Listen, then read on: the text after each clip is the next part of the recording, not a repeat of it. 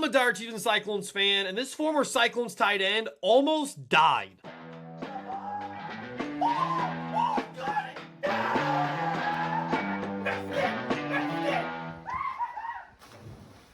My name's AJ Caldwell. Welcome back to Cyclone Kingdom, the top 5 tight ends in Iowa State football history. Appreciate you guys and the feedback we've gotten on this top 5 list so far. Make sure you like and subscribe and hit that bell to stay notified of all new Cyclones and Chiefs content.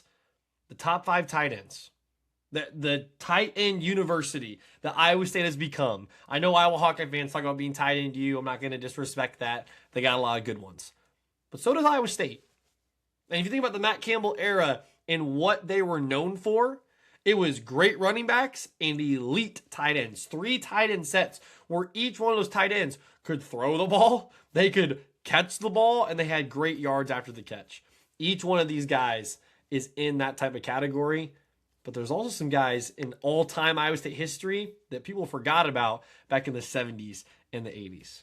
But number 5 on the list, he left before he even really got a chance to get started at Iowa State because of the NIL era, because of the portal, because of everything that went down when the roster got nuked. Number 5 is Ben Bramer.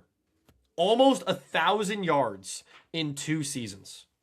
In 2 seasons at Iowa State, he had 900-plus yards receiving. That's unheard of. In an era of college football where you have the great quarterback and you have the great wide receiver and you have this electric running back, Ben Bramer was probably one of the most athletic tight ends ever at Iowa State, and you never got to see it pan out because he left for Penn State with all the rest of the dudes. Now, Ben Bramer hasn't come out and said anything about Iowa State or about Penn State. He's just kind of remained even-keeled, hasn't really said anything. So in my mind, he's remained in the good graces of Iowa State. Even though he plays for a different school, I don't think about him like I think about Rocco Becht or Audie Crooks or Matt Campbell. I think about him like I think about Milan Momcilovic. It's just the era of college sports that we live in now. Ben Bramer was not only talented, but he also went through a life-changing experience against Arizona State.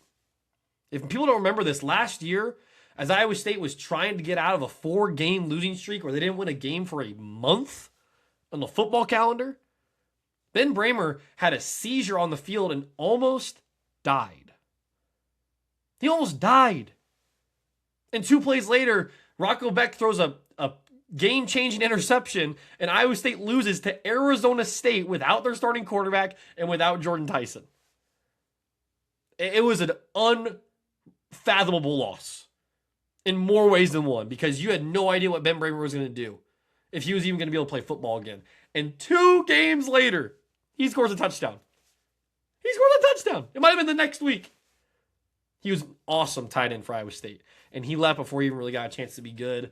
Ben Bramer has to be on this list in Iowa State football history. Number 4, a guy during the Paul Rhodes era, a guy that people really, I think, forget about because of how many great tight ends Iowa State had during the Matt Campbell era.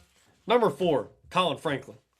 This dude's yards after the catch was something like a wide receiver. In fact, when I was doing research on these tight ends and reminding myself of all the guys in Iowa State football history, you kind of remember Colin Franklin as a wide receiver because he would catch the ball, he would line up in the slot, he would do all these different things, but he was awesome. He was a super talented guy in an era of Cyclone football, keep in mind, that wasn't very good. Didn't win a lot of games. Goes unnoticed. But his receiving yards speak for themselves. He's right above Ben Bramer in all-time receiving yards. He's in the conversation with all these other wide receivers in Cyclone football history. Colin Franklin deserves more respect. We got to give more respects to these Iowa State athletes and football players that were part of an era where Iowa State would go 3-9 and 2-10 and 4-8. They shouldn't be forgotten about. They're part of the trajectory of where Iowa State football is today, where we expect Jimmy Rogers in year 2 or year 3 especially to get Iowa State back to Big 12 championship contention, because that's what Matt Campbell created in Ames, even if he's gone at Penn State and hasn't respected Iowa State in the process.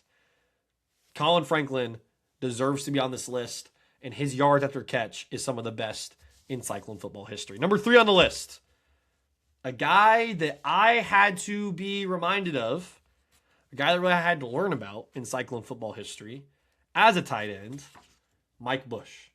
Mike Bush is number 3.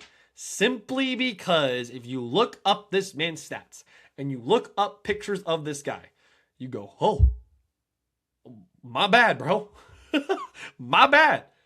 That's how good Mike Bush was.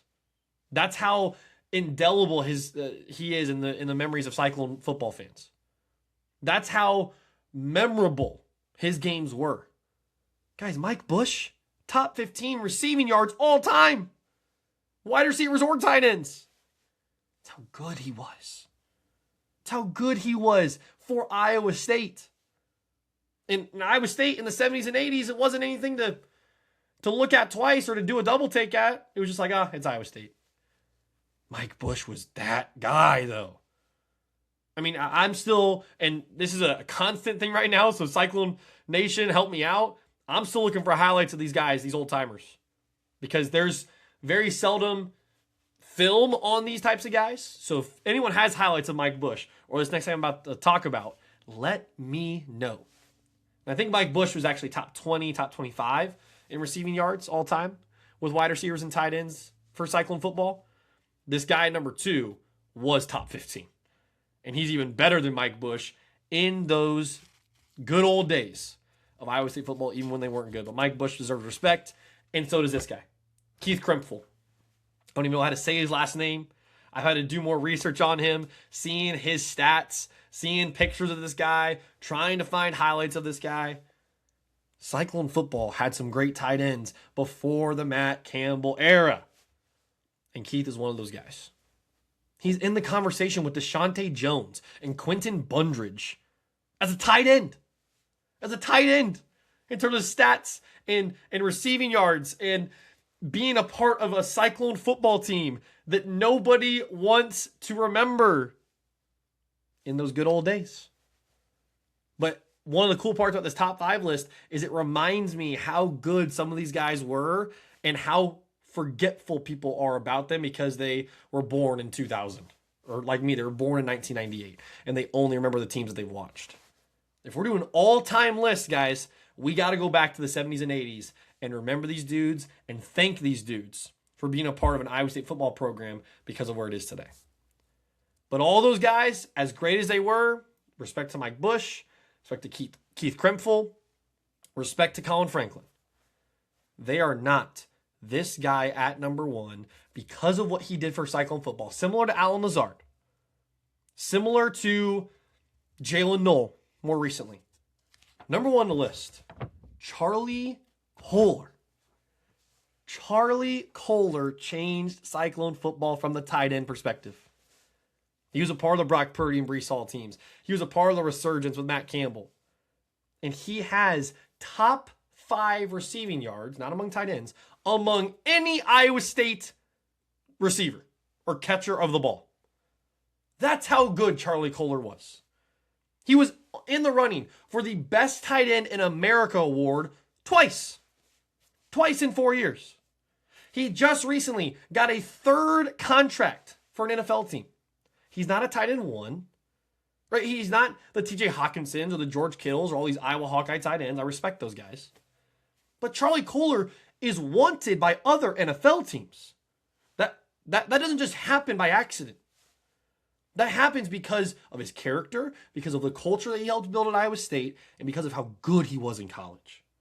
The dude doesn't get drafted if he didn't show out and have 20 yards after the catch when he would catch the ball. I loved Charlie Kolar. Had some clutch catches in that 2019 and 2020 season. Made some game-changing plays to create some of the best memories in Cyclone football history on some of those teams. Yes, you give respect to the 2024 team. I still think they're the best team of all time because of how many games that they won.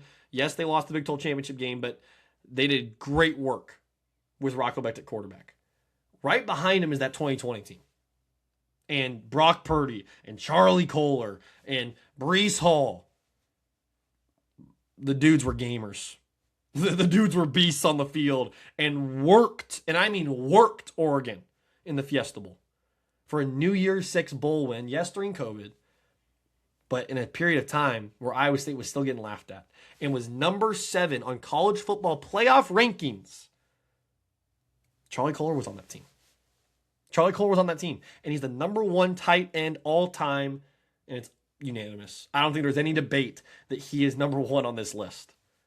So head over to Cyclone Central. We had more discussions about the top 5 tight ends in Cyclone football history. It's our exclusive Iowa State podcast.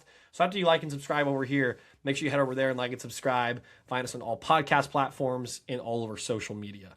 So appreciate you guys. Leave a comment down below. Who's too high? Who's too low? Who doesn't get mentioned? Didn't really have any honorable mentions for this list like I did with the wide receivers. But I'm sure there's other guys that people can bring to mind. And as always, roll cones. And how about those Chiefs?